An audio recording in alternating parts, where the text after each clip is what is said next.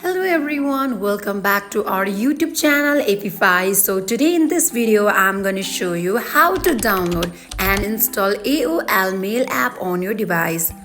So without getting further delay, let's jump into our video.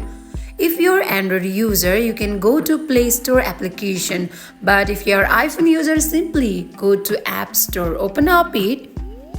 Once you open up it, you can see search bar on topmost.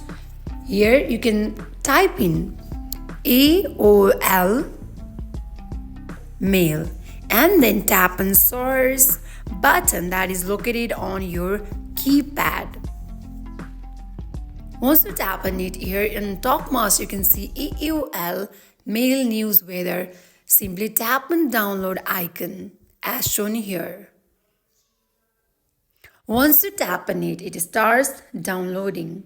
Wait for a minute.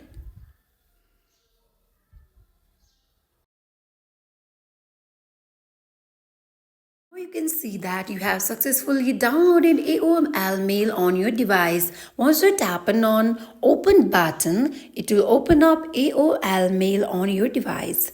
So in this way, you can download AOL Mail on your phone. So that is it for today. If you guys like this video, do not forget to